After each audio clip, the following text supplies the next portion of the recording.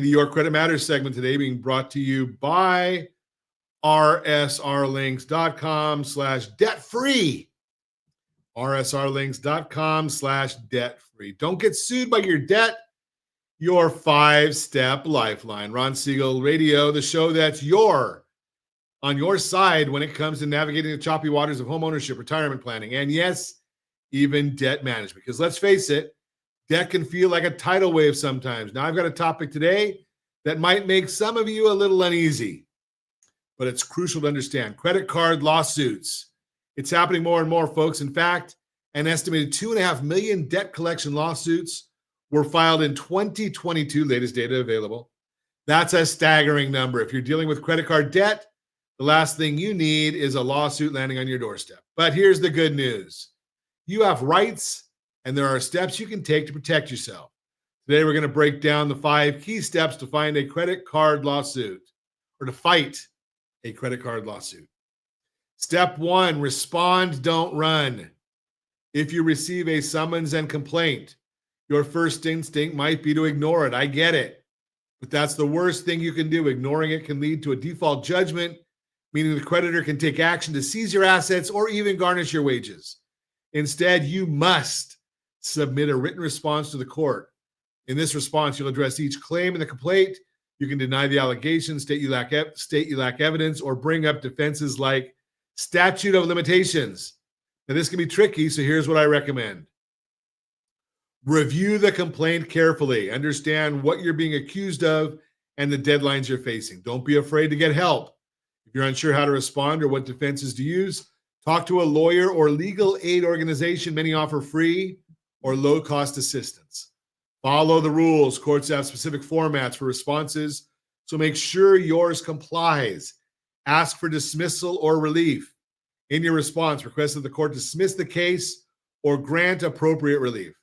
Sign and date your response and include all your contact information.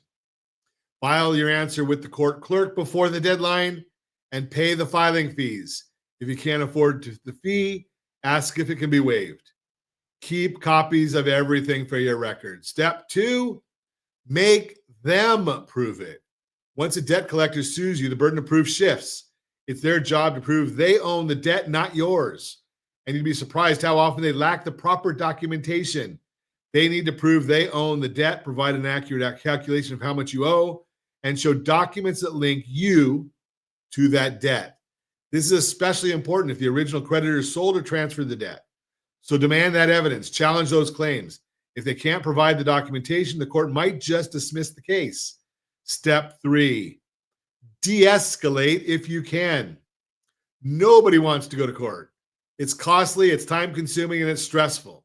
So let's talk about de-escalation. Bankruptcy. This is one option for filing bankruptcy, can immediately stop collection actions, including the lawsuit, through something called an automatic stay. It can dismiss unsecured debts like those credit card balances and give you a fresh start. It's a big decision, so talk to a bankruptcy attorney to see if it's right for you. Negotiate a settlement. This is often a viable path. Debt collectors are frequently open to settling because it saves them time and money. You can discuss a lump sum payment or a reduced payment plan. Here are some tips for negotiating. Respond to the lawsuit before the deadline, even if you plan to negotiate. Figure out what you can realistically afford to offer. Be prepared to explain your offer, citing any financial hardships. Consider getting a consumer rights attorney to help you negotiate. Emphasize the benefits of settling for both sides. Get everything in writing before you make any payments. Make sure the agreement states that the creditor will dismiss the lawsuit once you've paid. Step 4, know your defenses. If you do end up in court, here are some defenses that might help you. Insufficient evidence. If they can't prove you owe the debt or that they own it, you can ask for the case to be dismissed. Lack of standing. You can argue that the plaintiff doesn't have the legal right to sue you. They have to prove they own the debt. Identity theft. If the debt isn't yours, say so. Provide evidence like police reports. Statute of limitations is a big one. If the debt is too old, it can be dismissed. Each state has its own rules. Usually 3 to 6 years for credit cards. Be careful not to restart the clock by acknowledging the debt or making a payment. Step 5, consider arbitration. Finally, let's talk about arbitration. This is an alternative to court where a neutral third party hears both sides and helps reach a decision. It's often faster, less formal, and less costly than court. It's also private. Check your credit card agreement for an arbitration clause. If it's there, here's what to do. File your answer to the lawsuit and state that the dispute should go to arbitration. Draft a motion to compel arbitration.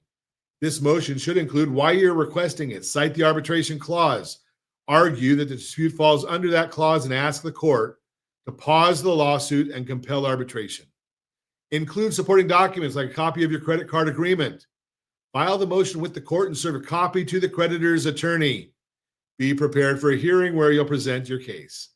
Await the court's decision. If the judge agrees, the lawsuit may be dismissed. And be aware, if you want to file any of these documents, the AI, artificial intelligence now, has methods of doing some of that for you that'll help it be done correctly. Now, and I'm not giving you legal advice. Again, just check it out for yourself. Now, dealing with a credit card lawsuit is stressful, no doubt. But by being proactive and knowing your rights, you can navigate this. Remember, even if the lawsuit itself doesn't show up on your credit report, those late payments and collections certainly will. You can rebuild, stay consistent with your payments, make smart financial choices, and you can get back on track. And that's where I come in. Ron Siegel, am a certified liability advisor, CLA. I help families build wealth through strategic debt management. If you're feeling overwhelmed by debt, if you're facing a lawsuit, or if you just want to get your finances in order, give me a call. Don't let debt control your life. Take control of it. And if you're looking to try and get these things rebuilt, we've got resources. Our friends at Blue Water Credit, I think the founder of Blue Water is going to be on the show next week, I think. Jeff Sipes is coming on next week. I don't remember which day he's going to be here. But Jeff will be on with us.